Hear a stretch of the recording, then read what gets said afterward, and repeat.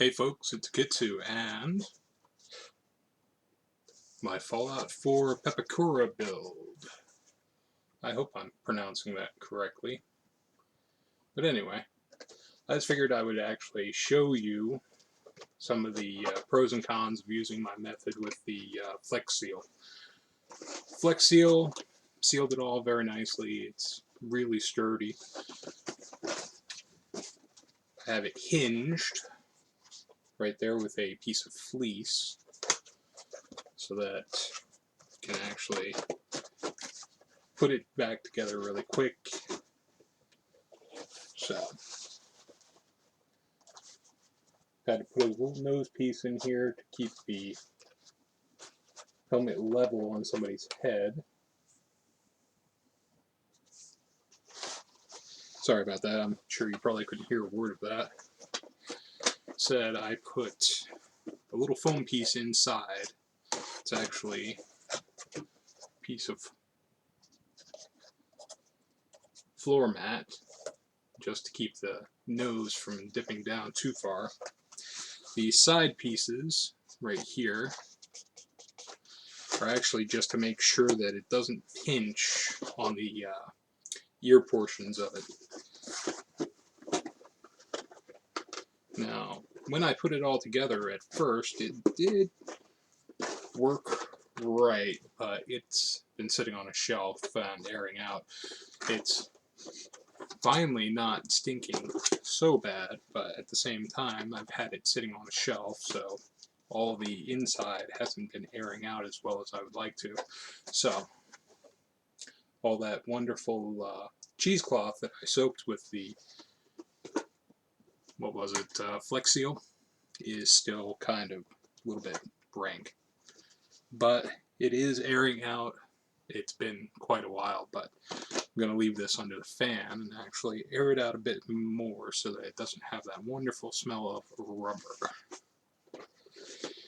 The thing is, it's been sealed with crystal clear, so it's just whatever is left over from the curing process, unfortunately. But that said, it's actually not too bad for something put together really quick. It's a lot easier than fiberglass. It does have the problem of little edges popping up from where the glue wasn't too good.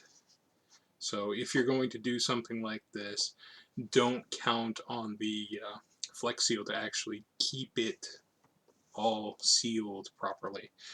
It's only going to do as good as it can. So if you've got little gaps, it's not going to fill those. Unlike the commercials. In the commercials, they show you spraying all sorts of things and getting it nice and perfect, but what can you say? They must have used a couple cans. This is almost an entire can of Flex Seal in here. So, something this big, you are going to actually use a lot of this stuff. But at the same time, it was well worth it because otherwise this gift would have taken at least 2 or 3 weeks to fiberglass everything together. Just because of the fact that it's a lot of little pieces and I wouldn't have wanted to go quick on something like that. As you can see, all the rust effects that are painted on there, that is just black and brown and orange paint. There's no special stuff to it at all. Basically, when it comes to rust, what you want to do, you want to look for the low-lying areas where water would pool. That's what would eventually make something rust. I've also got a couple of areas where, I put it up high because logically, if something scrapes where it would normally chip, it's going to get that little chip, which is going to lead to rust. So, not bad for, 5 days? But, yeah, the Pepakura, I'm going to put a link in the description to the actual files that I used, the PDO.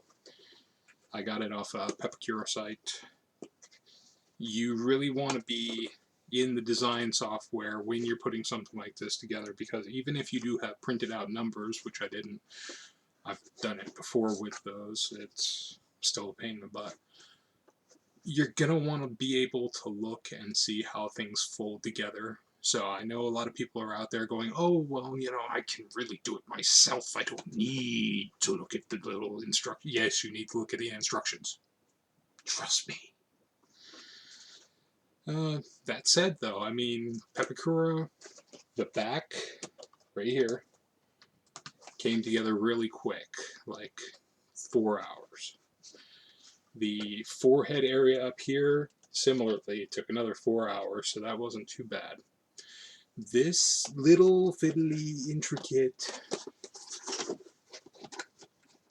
bit in the front, you know, the whole breathing apparatus and the eyes and everything else, that is what took forever. And literally, of the 15 pages, I would have to say that a good 8 or 9 were just dedicated to the small pieces that they had completely cut up for this.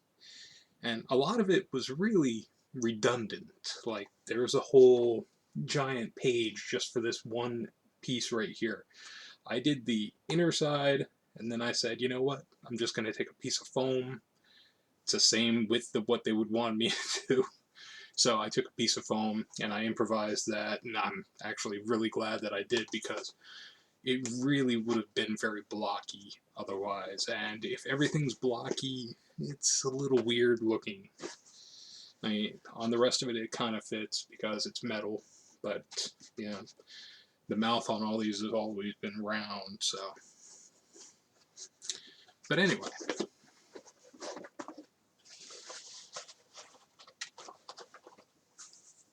Think I should do a Let's Play wearing this the entire time? No. Not gonna happen.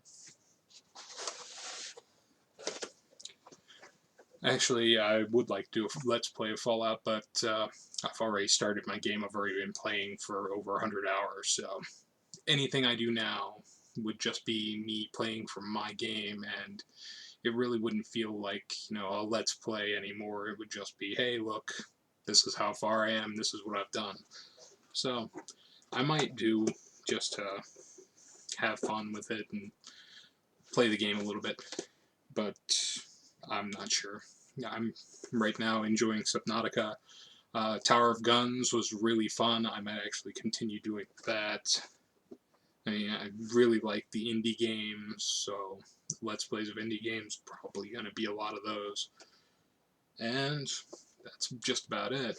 So, like I said, here it is. I only have it up here to air it out so that it can actually be displayed a little bit better without having to worry about somebody picking it up and going, oh, that's rubber.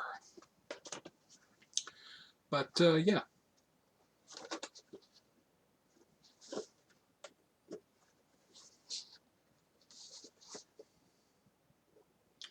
I really should have done something on the inside here with the earpieces, but like I said, pressed for time. So, other than that, thanks for checking out my build of my helmet. If you are doing this particular model, I do have to warn you, you're going to have to assemble it first before you cut this part, because it was like 90% of it was on one part, and then there was a connector piece, and I just ended up having to cut it. There's a couple more omissions in there, but yeah, they're fairly obvious what you would need to leave out to actually do something like that if you wanted to do the two-piece.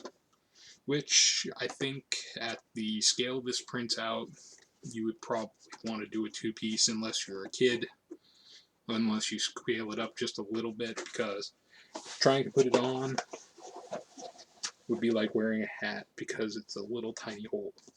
So, the fact that you can actually flip it out and connect it back makes it feel more like an actual helmet, because it actually goes under. So, anyway, thank you for checking out my videos, and I'll see you next time.